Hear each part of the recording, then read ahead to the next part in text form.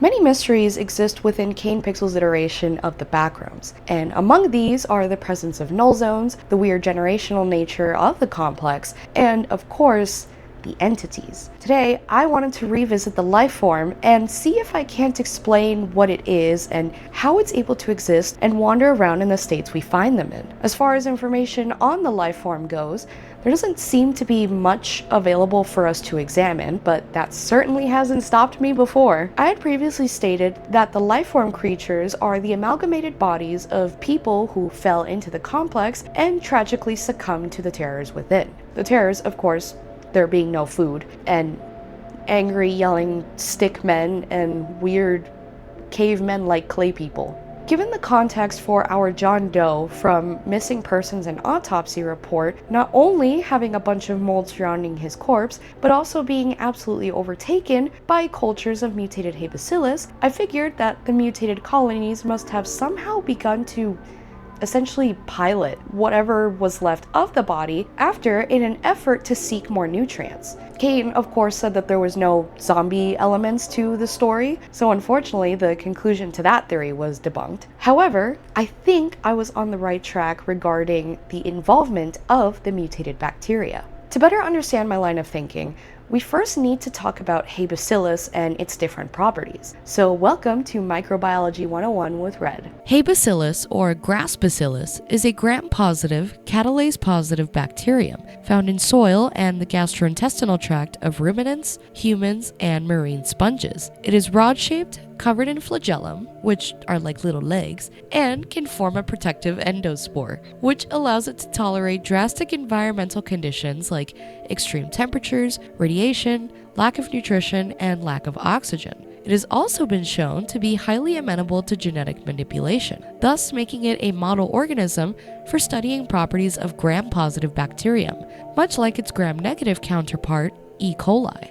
These studies are especially focused on sporulation, which is the process of releasing spores to essentially reproduce and create new colonies. The fact that it's found in soil, specifically the upper layers, which can be easily disturbed, and the gastrointestinal tract of humans is definitely important to keep in mind, since it seems like the vast majority of people who have entered the complex did so by falling through a null zone and were presumably wearing their shoes. It makes sense for any and all dirt they had on the bottom of their shoes to get tracked onto the carpet or other flooring when they wander around in the complex. We also know a whole car fell into the complex, and those tires don't exactly look squeaky clean to me. So we also know a good amount of Hay Bacillus was potentially introduced into the complex thanks to the car, which could also contribute to the insane amount of weird fungal-like growth in the room where the Lifeform was hibernating. This is of course factoring in the near certainty of whoever was driving that car dying in the same room, but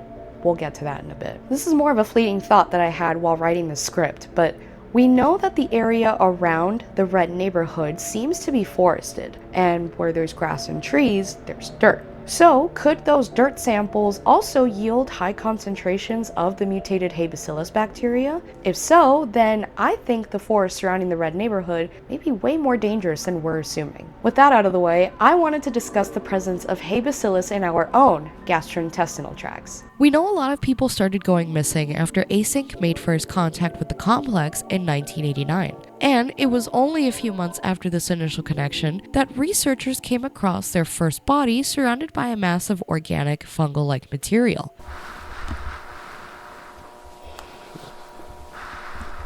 This makes no sense. This wasn't in the last report? No, this is definitely new.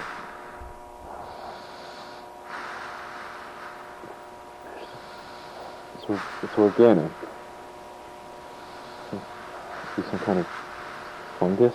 Further examination of the body and cultures taken from the wall of the complex in Missing Persons reveals that not only are the cultures creeping up the walls comprised of a mutated strain of Hay Bacillus, but the body of our John Doe has been completely overtaken by the presence of this bacteria. Now, to understand why this is so significant, some context about the concentration of this bacteria in both the soil and the GI tract is needed. Studies have shown that concentrations of Hay Bacillus spores are significantly higher in our gastrointestinal tract than what can be found in dirt. It was so much higher, in fact, that it made scientists confused on how their findings were possible without there being some kind of food contamination involved. And as it turns out, these bacteria form biofilms on plant roots, which ends up explaining their presence in our guts. Further studies show that the bacteria can complete its entire life cycle in the gastrointestinal tract, which further explains the higher concentrations of the bacteria in our stomachs. The reason I mention all of this is because we need to talk about the implied deaths that happened within the complex. We know of Cain,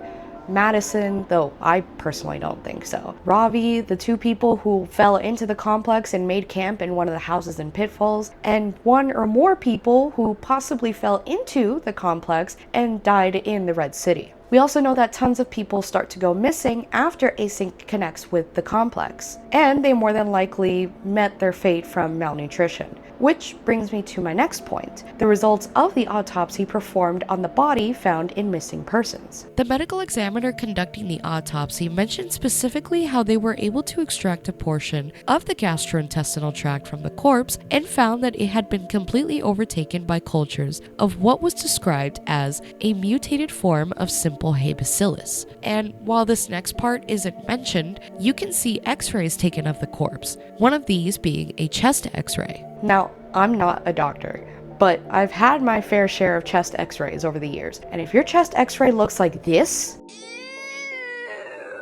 I'm questioning how you're even breathing at this point. So yeah, that's not a normal looking chest x-ray. In fact, it looks similar to the way the growths on the floor of the room in found footage 2 and the ones found on the wall in missing persons looked. And that's because I think they're pretty much the same thing. See, Hay Bacillus has been shown to be saprophytic in nature, meaning it gains its nutrients through a process called saprotrophic nutrition. Saprotrophic nutrition is a process of chemoheterotrophic extracellular digestion involved in the processing of decayed organic matter and observed in things like fungi as well as soil bacteria, aka Hay Bacillus. In this case, it would be the equivalent of these bacterial colonies eating the bodies of these wanderers from the inside out. The medical examiner also notes that sections of the body appear to be way more overtaken by these cultures than others, which can probably be explained by the necessary conditions required for further reproduction of these bacterial colonies, as well as their nutritional requirements. Places that are warm, damp, and humid are perfect environments for bacteria to grow and spread, i.e. your lungs. There's also why there seems to be a particular focus on coughing in the series. Whether that's from Cain and Peter wandering around the complex for a while,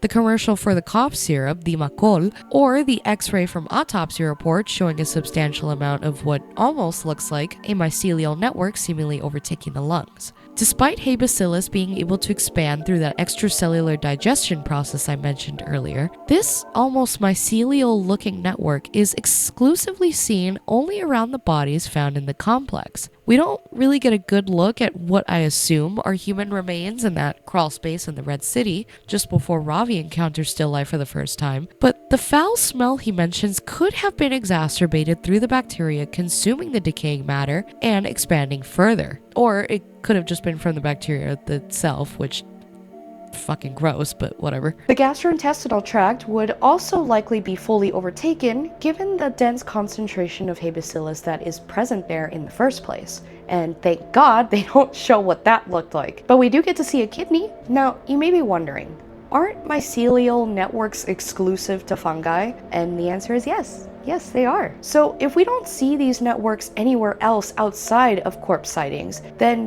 what are they? Well, it's no secret that human bodies are pretty gross, especially when they're decomposing. But a fascinating amount of diverse life can be found on decaying organic material that isn't just Hay Bacillus. One that was mentioned to me in a comment at the end of one of my live streams was Physarum Polycephalum. This is a slime mold, which is colloquially known as the blob, and is a type of amoeba with diverse cellular forms and broad geographic distribution.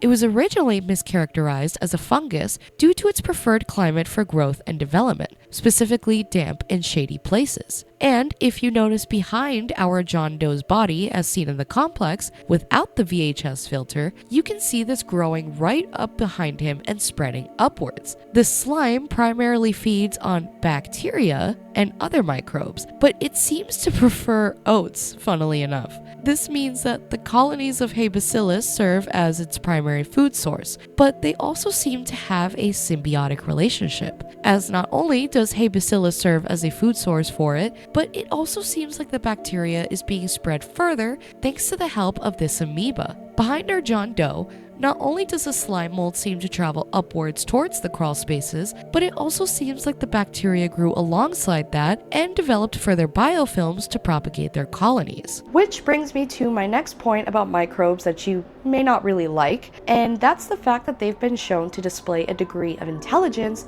and memory. The blob underwent many studies to examine how it spreads and how things like available food sources impact the way it grows and spreads. One study conducted by a team of Japanese and Hungarian researchers have shown that Physarum Polycephalum can solve the shortest path problem. What that means is that this microbe has been shown to be able to determine the most efficient method of reaching the food sources it needs. This study had researchers place the microbe in a maze with oatmeal at 2 spots and waited to see its growth pattern. Interestingly, results showed that it retracts from everywhere in the maze, except the shortest route connecting the 2 food sources. There's also this time-lapse clip of the microbe rapidly heading towards the oat on the left side and receding its growth pattern on the right. So why did I just go on one of my tangents talking about the memory of this microbe? Because I want to establish the fact that many microbes display some form of intelligence and memory, and Bacillus is not an exception to this. See, Bacillus and other microbes don't have a typical memory like you and I do. They instead process information through chemical and metabolic changes in their environment. This can even be used to teach the bacteria to anticipate certain environmental conditions that would impact its ability to grow and find nutrients. It would slow its metabolic processes or begin to develop endospores, that tough protective coating that bacteria use in order to survive through these extreme conditions. So we've established that Bacillus is not only very susceptible to genetic mutation, but it can also spread through saprotrophic nutrition. And it even has a memory which allows it to learn to anticipate or adapt to extreme environmental conditions. All of this information is extremely important to help us determine just what these lifeform creatures are and how they're able to move in the first place. Instead of the lifeform creatures being some sort of amalgamation stage in decomposing bodies, I think that they're actually giant colonies of mutated Bacillus that have somehow gained the ability to not just move, but somehow mimic human speech and noises. We're told right off the bat during autopsy report that the body of our John Doe that was found in the complex is absolutely overtaken by cultures of Bacillus and that they were highly mutated. To me, this not only suggests that the Bacillus interacted with other microbes and fungi in the body, but it seems like the bacteria took information from those other microbes for itself. You may think that it's a far-fetched idea, but check this out. Bacillus, like I mentioned, has been shown to learn from its environment and even anticipate conditions that would put its own survival and growth at risk. More specifically, it can store information by controlling the flow of ions through their cell membrane, similar to neurons. From this, they can gather information about their environment, store it, and access it later for their benefit, which explains how they're able to anticipate certain environmental conditions. Bacteria also multiply at a rapid rate. This allows prior generations of bacterial cultures to pass on information to subsequent generations, which can influence behaviors like swarming and antibiotic resistance. With the knowledge that the complex is in itself an extreme environment with its lack of nutrients, it makes sense that the bacteria would mutate in ways that help it anticipate lack of nutrients, ways that help it locate potential nutrient sources, and ways for it to spread and continue to grow. I think this bacteria has mutated to such a degree that when a colony gets big enough and mutated enough, it allows itself to sporulate by way of ambulation, aka walking. This would not only allow it to examine the greater environment by detecting changes, but it would also help with the general process of spreading more of its colonies around the complex. We know that in found footage too, someone rammed their car into the wall and was fatally wounded. It's implied that they passed in that same room where we find the life form. And what is surrounding the life form exactly? Madison mentions that it kinda looks like plants, but it has that same outwardly almost root-like growth we saw behind the body in missing persons. Not to mention, this is the most overtaken room we've seen in the complex thus far, and it happens to be a quote-unquote nest for the life form. This encounter, in fact, tells us a lot about the life form. The first thing to note is that there's literally no body in that room. The life form is that giant misshapen structure in the middle, but we don't see the body of whoever was unfortunate enough to crash into the wall, suggesting that it may have been fully consumed by the bacteria. This is supported by the room being covered wall to wall and floor to ceiling in this colony of growth that Madison mistakes for plants. It's not until she steps into this room and on that network of growth and speaks that the life form begins to wake up and move around.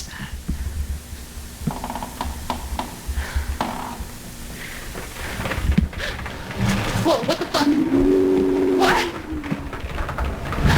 As it does, you can see that it looks like it goes from looking like an almost frail and dried plant to a solid structure that becomes more uniform in appearance. It also tries to communicate by groaning and yelling when it saw her. It's possible that the increased carbon dioxide in the air that Madison was expelling caused enough of an environmental change that allowed the colony to pick up on it, wake up, and move towards that source of nutrition. It's also more likely that Madison stepping on the growth itself caused the life form to wake up, kind of like in the first season of The Last of Us where Joel and Ellie had to avoid areas with mycelial networks as stepping on it would alert the rest of the clickers to where they were. One other thing that this encounter suggests is that the life forms view the wanderers as sources of nutrition, and their intentions are indeed malicious as they're aiming to consume the wanderers and let their colony numbers grow and spread. Their movement could also be described as a form of sporulation or a process done before sporulation that is not only meant to seek out more nutrition, but also meant to spread and make more biofilms around the complex. Sporulation in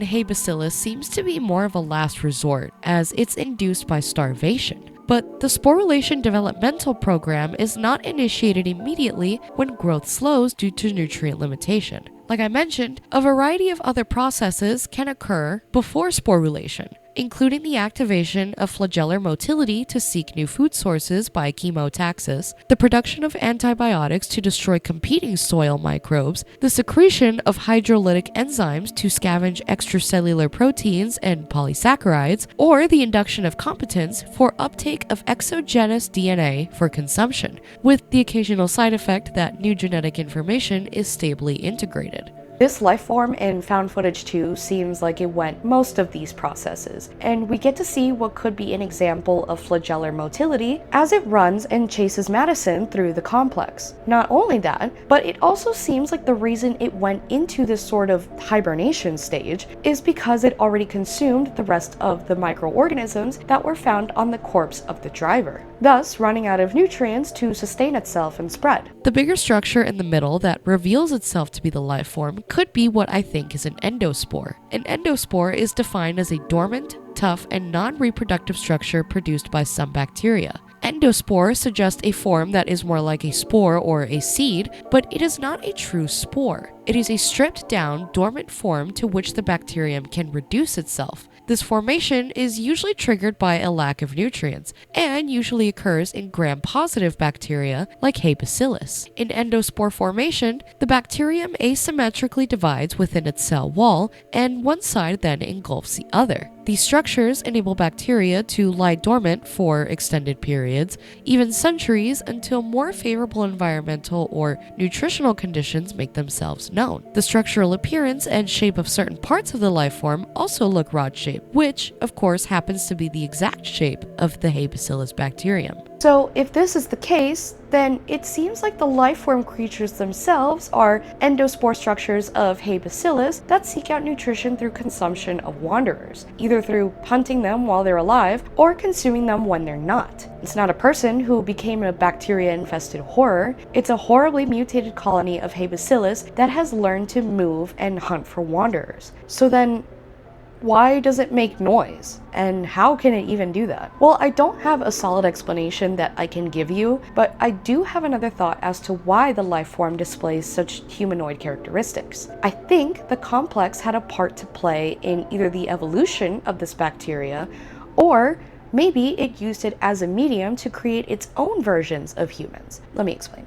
See, it's not really well established how complex life like humans and animals exist here on Earth. One hypothesis is that our most ancient ancestors were microbes that inhabited hydrothermal vents in the ocean due to their unique chemistry and the presence of basic building blocks like amino acids. Given the number of references to the ocean in the narrative, the involvement of bacteria, and a hint of what seems to be the complex learning how to create humans, I wouldn't be surprised if the life forms were meant to be an example of the complex trying to create more complex life. First, by using the most basic building blocks in chemistry, bacteria, amino acids, and other microbes, and then further along making things like still life using more structurally sound mediums. So that's one possible explanation as to why the life form seems to be able to mimic humanoid characteristics. It's the complex's attempt at making a human who can seek out nutrients and using tactics or strategies that allow it to achieve its goals. This can include mimicking voices or camouflage as a sort of predator-prey relationship. Another could be that process that I mentioned earlier of the bacteria learning new information and passing it on to future generations of bacterial colonies. Perhaps the bacteria from the bodies of those who don't survive the complex contain information unique to their quote-unquote host, like their voice, for example. This may also explain why the life form we see in Pitfalls is much bigger and better able to vocalize. It almost seems like the bacteria learned from the two bodies that were in that house, and it's repeating a conversation that it remembers having before it turned into, well, a giant endospore. I'm trying to find them. I know how to get back. It's fine. 21, 22. You see them? Hello?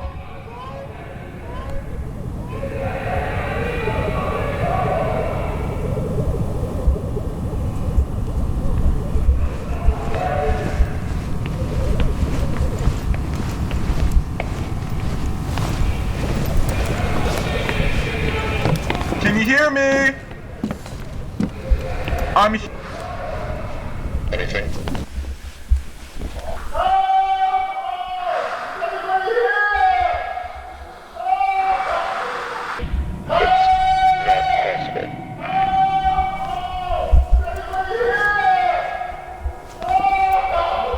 Hey!